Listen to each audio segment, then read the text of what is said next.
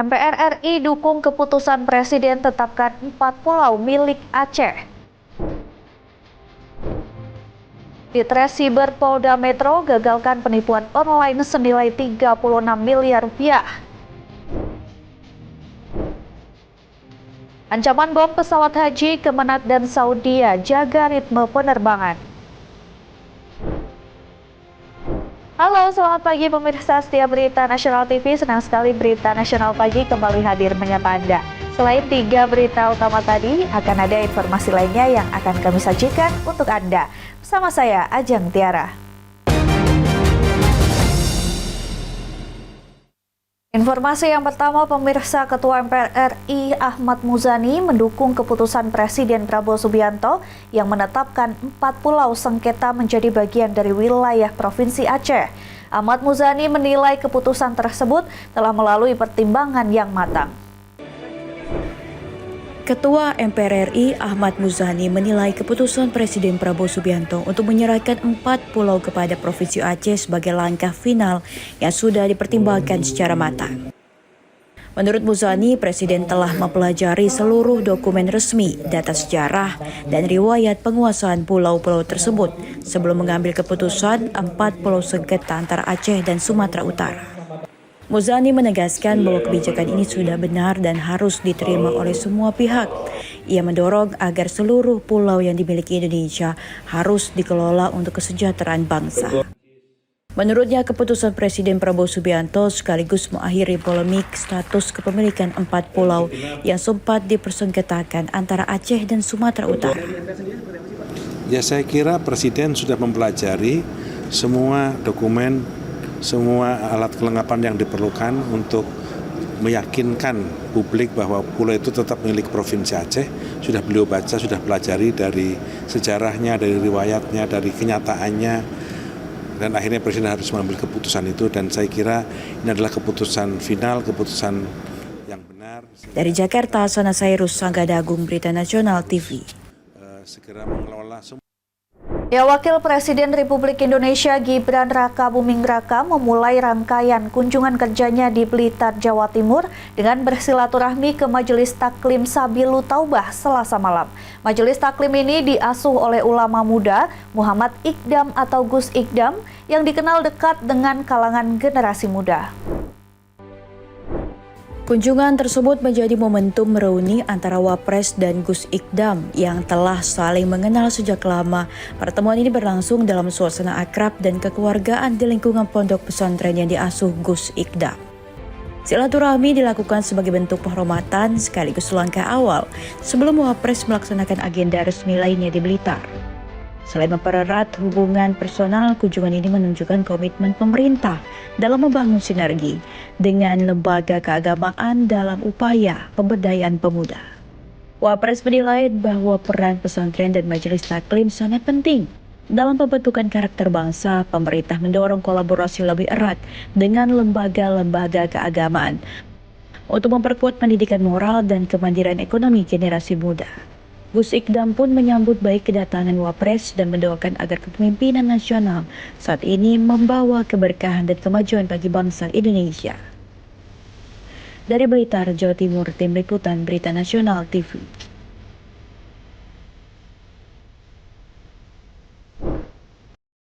Ya, Wakil Presiden Gibran Rakabuming Raka mengawali hari kedua kunjungan kerjanya di Kota Blitar dengan berziarah ke makam Presiden pertama Republik Indonesia Insinyur Soekarno di Kelurahan Bendogerit, Kecamatan Sananwetan, Rabu malam.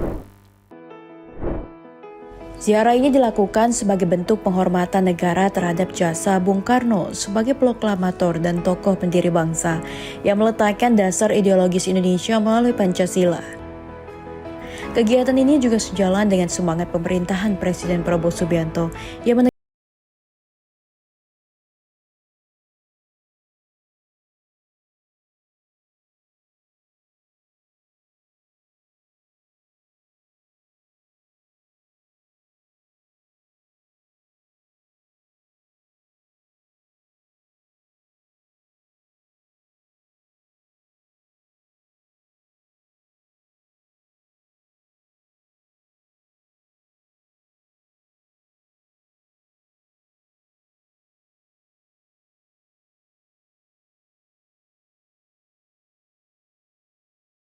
menjadi momen refleksi bahwa pembangunan menuju Indonesia Emas 2045 harus dilandasi oleh rasa hormat terhadap sejarah dan kontribusi tokoh-tokoh besar bangsa.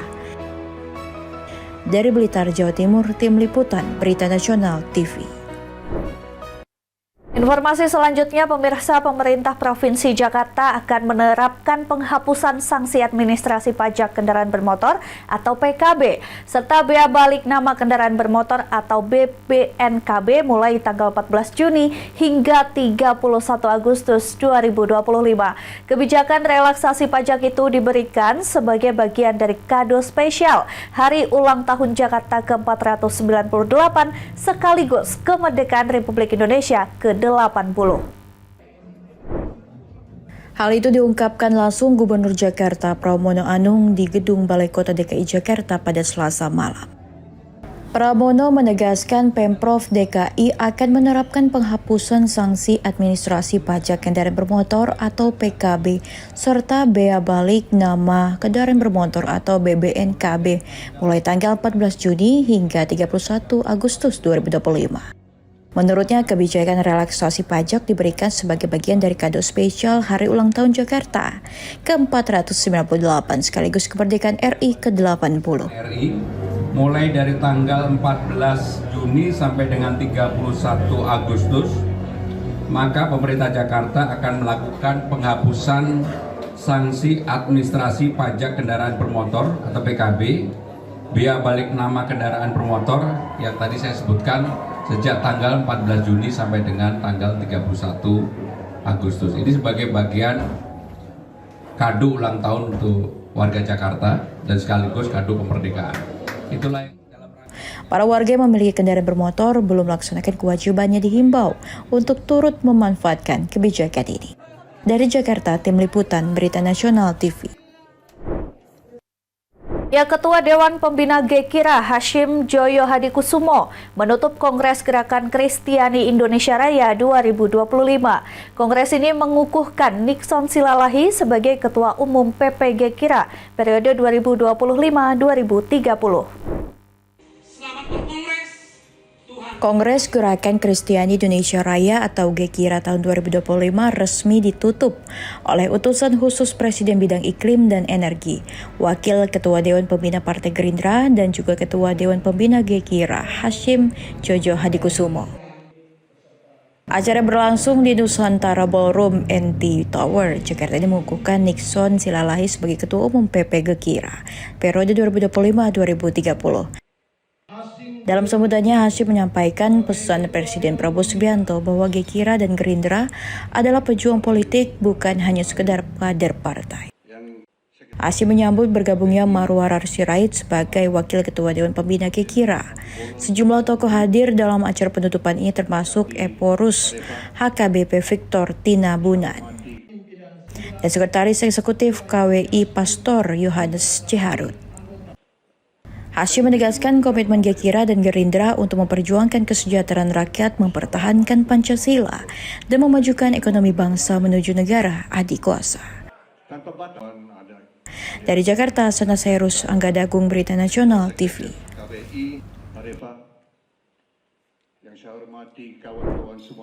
Ditres Siber Polda Metro gagalkan penipuan online senilai 36 miliar rupiah. Informasinya usai jeda, tetaplah bersama kami.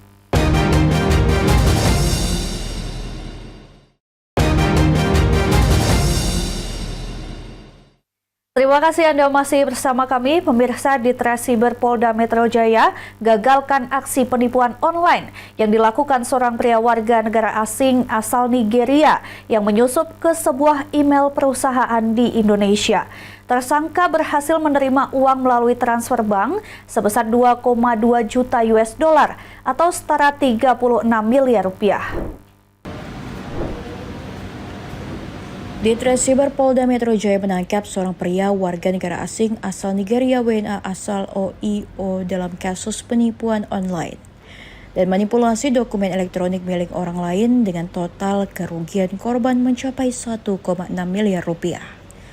Dari total 36 miliar rupiah yang telah distorkan, Modus operasi yang dijalankan melakukan bisnis email kompromis, jenis penipuan cyber berkedok penyamaran sebagai tokoh terpercaya di dalam suatu organisasi untuk menipu rekan bisnisnya. Adapun jenis penipuan tersebut diantaranya seperti mentransfer uang ataupun juga memberikan data sensitif yang didapat dari hasil meretas akun email milik seseorang yang merupakan rekanan dari perusahaan yang dijadikan target oleh si pelaku. Atas dasar itu, motif pelaku melakukan kejahatannya untuk mendapatkan keuntungan demi memenuhi kebutuhan ekonomi. Polisi telah mengamankan barang bukti berupa berbagai macam dokumen, rekening bank, 2 unit handphone, 1 unit laptop, dan 1 unit printer. Dalam melakukan aksinya, pelaku dibantu oleh seseorang warga negara Indonesia dan masih dalam pengejaran pihak kepolisian. Atau korban telah mentransfer ke rekening pelaku sebesar 36 miliar rupiah. Tetapi berkat kesigapan dan kecepatan dari rekan-rekan Direktorat Reserse Siber, maka berhasil digagalkan proses pencairannya. Dari aksinya melakukan kejahatan cyber ini, pelaku diancam dengan jeratan hukuman maksimal 12 tahun penjara dan denda maksimal 12 miliar rupiah. Dari Jakarta, Teofandi, Berita Nasional TV. Ya pemirsa, Kapolri Jenderal Listio Sigit Prabowo mengungkapkan aparat kepolisian berhasil menangkap terduga pelaku penembakan brutal salah satu villa di kawasan Banjar Sedahan, Desa Munggu, Mengwi, Badung, Bali. Namun Kapolri Jenderal Listio Sigit Prabowo tidak merincikan secara jelas identitas pelaku insiden berdarah tersebut. Ditemui pada peninjauan Satuan Pelayanan Pemenuhan Gizi SPPG Polres Jembrana di Kabupaten Jembrana, Bali, Kapolri Jenderal Listio Sigit Prabowo menjelaskan satu orang terduga pelaku sudah di Jakarta. Sedangkan pelaku lain dalam perjalanan menuju Jakarta dari Australia. Sigit belum merinci identitas maupun kronologi lengkap penangkapan 2 terduga pelaku tersebut. Informasi detail terkait pelaku akan disampaikan langsung oleh Polda Bali. Pengungkapan insiden berdarah merupakan hasil kerjasama Polres Badung, Polda Bali, Barreskrim Polri, Interpol, Imigrasi, dan turut melibatkan Australian Federal Police atau AFP. Namun yang jelas pengungkapan ini tentunya kerjasama antara Barreskrim, di backup juga oleh Imigrasi dan juga AFP. Jadi mudah-mudahan nanti pada saatnya bisa dirilis secara lengkap oleh Polda Bali. Terima kasih. Sumber di kepolisian mengungkapkan satu pelaku berhasil diamankan oleh kantor imigrasi kelas 1 khusus TPI Bandara Internasional Soekarno-Hatta. Sementara 2 pelaku lainnya ditangkap oleh Australian Federal Police atau AFP di Melbourne. Penangkapan awal dilakukan oleh kantor imigrasi kelas 1 khusus TPI Soeta yang mencurigai seorang pria berbadan kekar yang masuk ke terminal keberangkatan internasional. Ketika dimintai identitas, pelaku berusaha kabur dan akhirnya diamankan. Pelaku mengaku datang dari Bali menggunakan jalur darat dan berniat kembali ke negara melalui Jakarta. Pelaku juga mengakui bahwa aksinya dilakukan bersama 2 temannya yang telah lebih dulu kabur ke Australia. Berbekal informasi tersebut, Barreskrim melalui Interpol berkoordinasi dengan Australian Federal Police sehingga membekuk kedua pelaku lain di Melbourne tanpa adanya perlawanan. Dari Bali, Tim Liputan Berita Nasional TV. Beralih ke kabar lain, pemirsa, ratusan orang dari berbagai organisasi kemanusiaan menggelar aksi damai di depan Kedutaan Besar Mesir Menteng, Jakarta Pusat. Dalam aksinya, massa mendesak pemerintah Mesir untuk segera membuka pintu perbatasan Rafah agar bantuan kemanusiaan untuk masyarakat Palestina bisa masuk ke jalur Gaza.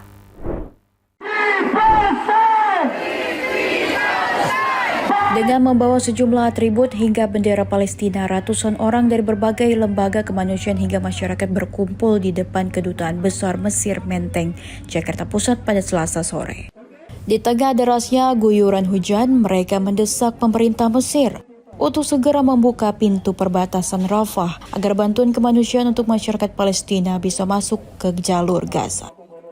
Menurut mereka, terdapat lebih dari 50 negara Long March masih berjuang bisa sampai ke Gaza untuk menyalurkan bantuan. Jadi hari ini lebih dari 50 delegasi dari berbagai negara, itu ribuan bahkan ratusan ribu, mungkin hari ini masih berjuang untuk bisa sampai ke Gaza, menyalurkan bantuan, sekedar menyalurkan bantuan. Kenapa itu tidak boleh? Inilah yang hari ini kita tuntut. Kita meminta dibukakan pintu hatinya pemerintah Mesir dan juga terbukanya pintu Rafah agar bantuan kemanusiaan bisa masuk ke Gaza. Masa meyakini pemerintah Mesir masih mempunyai hati untuk rakyat Gaza agar bantuan yang melewati jalur Rafah bisa segera tersalurkan. Dari Jakarta, Tim Liputan Berita Nasional TV. Informasi selanjutnya, Gubernur Aceh Muzakir Manaf membuka peluang kerjasama dengan Gubernur Sumatera Utara Bobi Nasution dalam pengelolaan 4 pulau yang sebelumnya menjadi sengketa. Keempat pulau tersebut diketahui memiliki potensi sumber daya minyak dan gas. Gubernur Aceh Muzakir Manaf membuka peluang kerjasama dengan Gubernur Sumatera Utara Bobi Nasution dalam pengelolaan 4 pulau yang sebelumnya menjadi sengketa. Keempat pulau tersebut diketahui memiliki potensi sumber daya minyak dan gas. Muzakir menambahkan bahwa pihaknya berencana mengundang pemodal yang tertarik untuk mengelola potensi alam di keempat pulau tersebut. Ia menekankan bahwa kekayaan alam tersebut harus memberikan manfaat bagi masyarakat sekitar. Ia juga membenarkan bahwa wilayah tersebut berpotensi menjadi blok migas baru, meski perencanaan detailnya belum disusun. Kita lihat nanti yang mana bagusnya. Konkretnya bagaimana nanti, Pak? Ya, kita lihat nanti. Apakah yang jelas itu masuk sosial Aceh. Ya, seperti itu. Ya, Aceh lah. Jadi artinya bentuk kemungkinan, Pak ya? Ya, tidak untuk kemungkinan ya kalau dia ada investor, ada pengusaha, kenapa tidak kan sama-sama. Itu fakta-fakta di situ mengandung migas itu seperti apa, Pak? Saya kira ada lah. Apakah karena berdekatan dengan salah satu mungkin. Terima kasih. Sebelumnya pemerintah pusat telah memutuskan status administratif 4 pulau yang sempat menjadi polemik antara Aceh dan Sumatera Utara. Menteri Sekretaris Negara Prasetyo Hadi menyatakan bahwa berdasarkan dokumen resmi, keempat pulau tersebut merupakan bagian dari wilayah administratif Provinsi Aceh.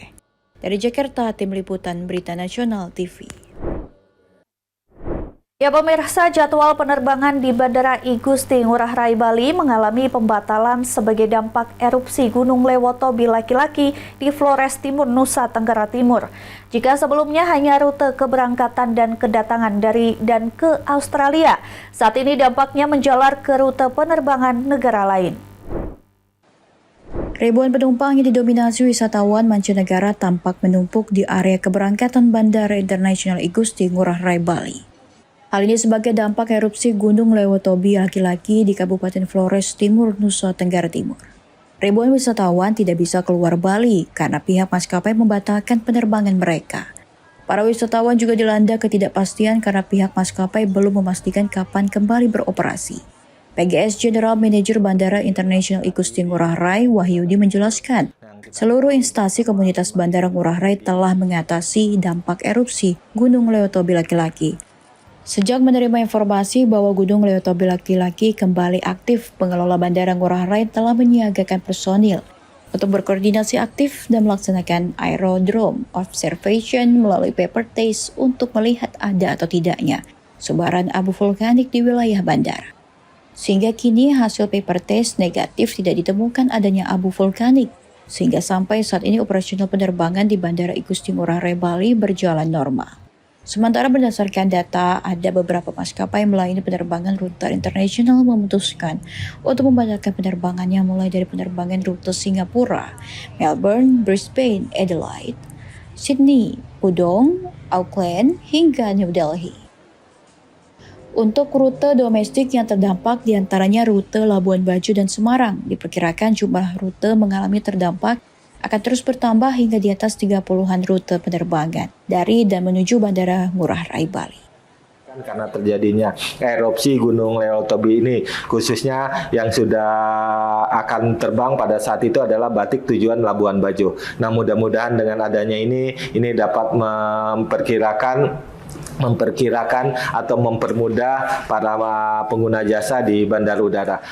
Bagi penumpang penerbangan terdampak, pengelola Bandara Ngurah Rai telah menyiapkan helpdesk dan refreshment serta area customer service terminal domestik. Meski pihak pengelola bandara telah menginformasikan bahwa calon penumpang pada rute terdampak dapat mengajukan pengembalian dana, jadwalan ulang maupun pengaturan rute ulang. Namun para wisatawan mengaku bingung dengan kondisi yang ada karena mereka mengaku ingin segera kembali ke negara. Dari Bali, Tim Liputan Berita Nasional TV. Informasi berita lainnya akan kami sajikan usai jeda berikut ini. Tetap saksikan Berita Nasional Pagi.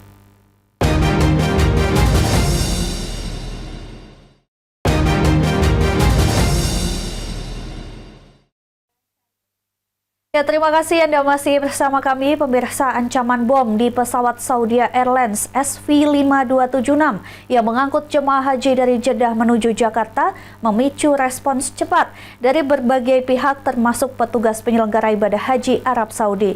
Pesawat tersebut terpaksa melakukan pendaratan darurat di Bandara Kuala Namu, Sumatera Utara demi memastikan keselamatan seluruh penumpang. Hal ini disampaikan Dirjen Penyelenggaraan Haji dan Umroh Hilman Latif di Mekah Selasa 17 Juni waktu setempat. Menurut Hilman, hasil pemeriksaan otoritas keamanan menyatakan pesawat dalam kondisi steril dan tidak ditemukan benda mencurigakan yang mengandung bahan peledak. Kepastian ini meredakan kekhawatiran dan sempat menyelimuti para jemaah dan pihak keluarga di tanah air.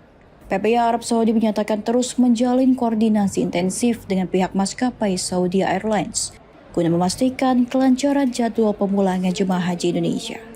Sementara itu, seluruh prosedur keamanan di Bandara Kuala Namu sepenuhnya ditangani oleh otoritas terkait, termasuk pihak kepolisian, maskapai, dan pengelola bandara. Jemaah haji yang tergabung dalam kloter 12 embarkasi Jakarta-Bekasi JKS 12 saat ini telah diistirahatkan di hotel terdekat. Mereka juga menerima layanan konsumsi sesuai standar pelayanan yang berlaku. Jemaah tersebut diketahui berasal dari kota Depok dan dijadwalkan segera melanjutkan perjalanan ke Bali, ke tanah air setelah situasinya dinyatakan aman sepenuhnya. Tim Liputan Berita Nasional TV melaporkan. Pemirsa, panitia penyelenggara ibadah haji Arab Saudi kembali mengingatkan agar jemaah tidak memasukkan air zam-zam ke dalam koper bagasi. Langkah ini untuk mencegah terjadinya kerusakan koper dan keterlambatan proses pemulangan akibat pembongkaran oleh petugas bandara. Dan perlu diketahui oleh jemaah haji Indonesia. Yang pertama, larangan membawa air zam-zam di koper bagasi. Hal ini ditegaskan oleh Kepala Biro Humas dan Komunikasi Publik Ahmad Fauzin dalam konferensi pers di Makkah, Senin 16 Juni waktu setempat. Menurut Ahmad Fauzin, setiap musim haji, upaya menyelundupkan air zam-zam dalam koper kerap dilakukan jemaah meskipun telah ada larangan tegas. Botol-botol zam-zam sering dilapisi lakban dan dibungkus secara rapat dengan harapan tak terdeteksi oleh pemindai. Namun teknologi X-ray di bandara dengan mudah dapat mengidentifikasi cairan dalam bagasi. Akibatnya, koper dibongkar paksa dan tak jarang mengalami kerusakan seperti resleting yang rusak atau sobek. Untuk menghindari hal tersebut, jemaah diimbau agar tidak nekat membawa air zam-zam sendiri. Pihak berwenang telah menyiapkan jatah air zam-zam sebanyak 5 liter yang akan dibagikan secara resmi saat jemaah tiba di asrama haji di Indonesia. Dengan begitu, jemaah tetap dapat membawa pulang air zam-zam tanpa harus mengambil resiko kehilangan atau kerusakan barang bawaan. Seluruh aturan ini diberlakukan sebagai bagian dari prosedur keamanan demi keselamatan dan kelancaran proses pemulangan jemaah. Diharapkan kepatuhan terhadap ketentuan ini dapat memperlancar perjalanan jemaah menuju kampung halaman tanpa hambatan. Tim Liputan Berita Nasional TV. Pemirsa, informasi tadi sekaligus mengakhiri jumpa kita. Demikian Berita Nasional Pagi telah menemani Anda. Saya Jentira beserta kru yang bertugas pamit undur diri. Terima kasih dan sampai jumpa.